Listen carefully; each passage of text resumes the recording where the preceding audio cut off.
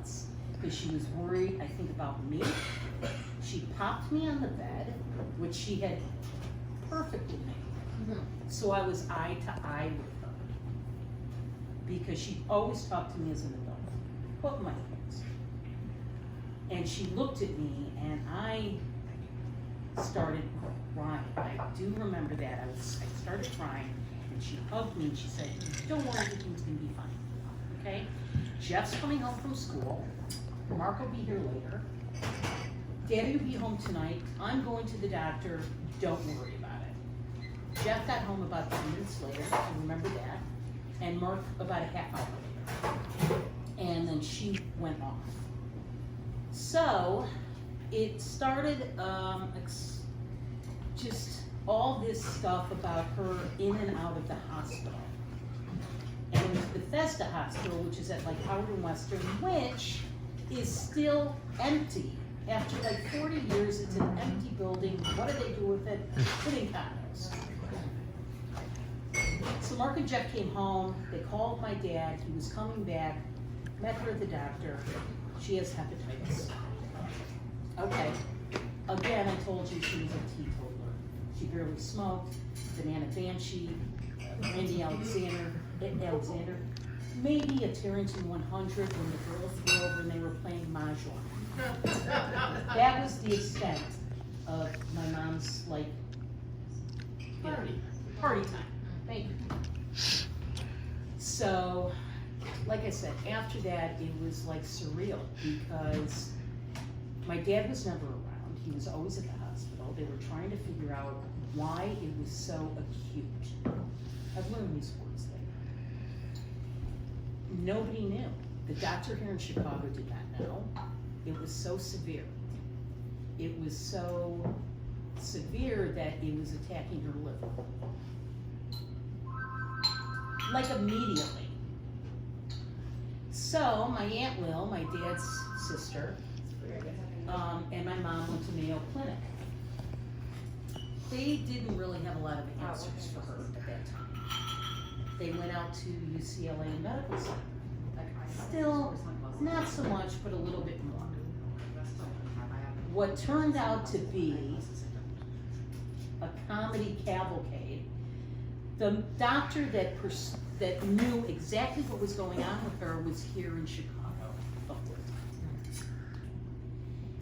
And his name was Mitchell Spellberg, and I will never forget that because he saved her life. So what had to be done once she was diagnosed with this Hep C, which is pretty much today very severe, but is treatable. But at that time, they didn't even know. Her story is actually written up in medical books because they didn't know how to diagnose her, but he had a lot of studies that he was doing in this. So he and my mom and dad, I guess, sat down and said, this is what we would like to do. It's an experimental thing, but if it works, and he was confident it would work, it will prolong her life for 15, 20 years. Well, my mom, of course, was like, my dad, not so much. And that's when he really took to the Bible. Because he couldn't protect her. He didn't know how to answer her. My dad went to WashU, and Washington University in St. Louis, okay, you can say it. And he was in med school, you know, but then he went to World War II and Guadalcanal and everything, but he didn't have any answers for her. He had no answers for us, and he just couldn't deal with what was going on in the family, so he hit the bottom for him. I get the junkie, the clown gene for him. Anyway, so they made a decision that they were going to try whatever. And the procedure was a procedure called, well, after they did all these tests, it was called a porte-shunt. And a porte-shunt was bypassing the liver because the liver can be rejuvenated, but if it gets to a point where it can't, it will refilter and then rejuvenate itself.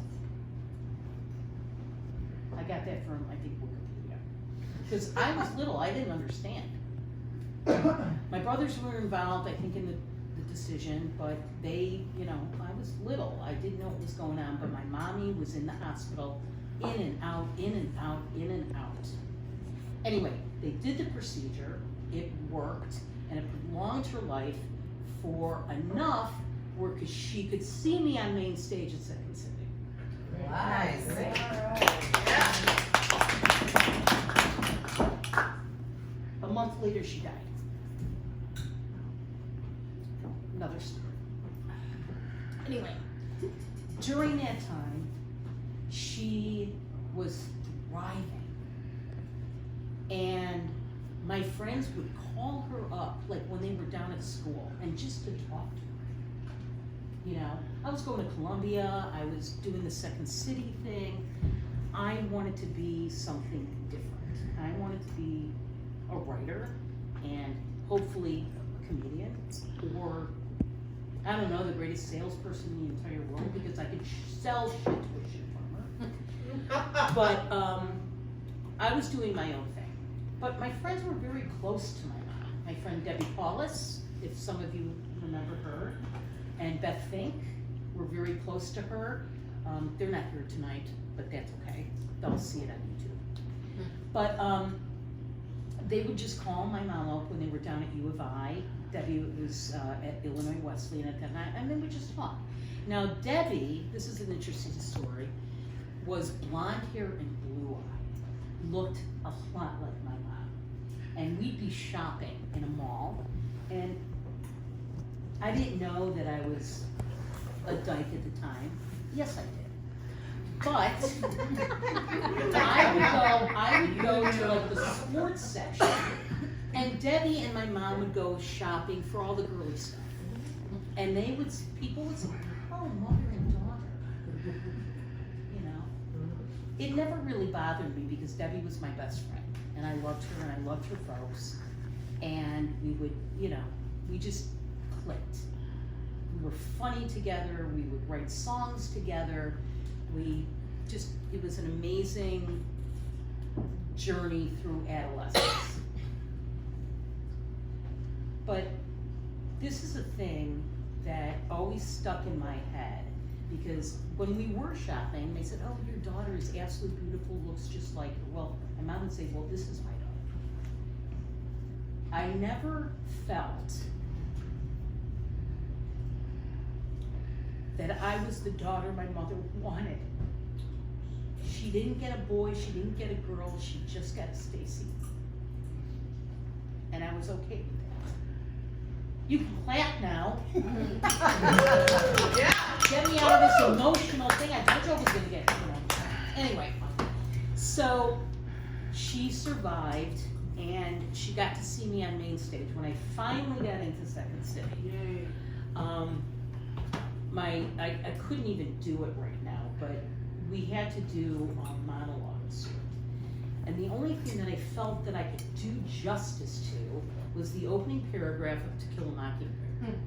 Nice. Yeah. And boo badly.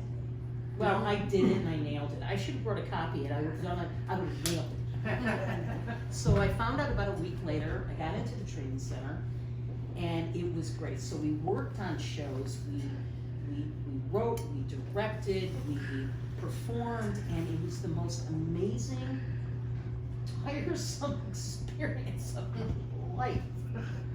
But I learned a lot of stuff, mostly from Amy Sedaris, who, if you ever see her, and I'm sure go to True TV, she's got a great show.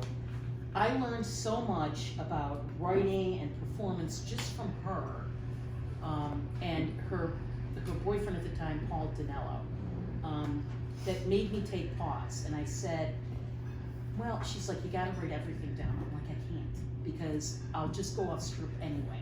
She goes, okay, trust yourself. Sure. That will be your outline, and just go with it.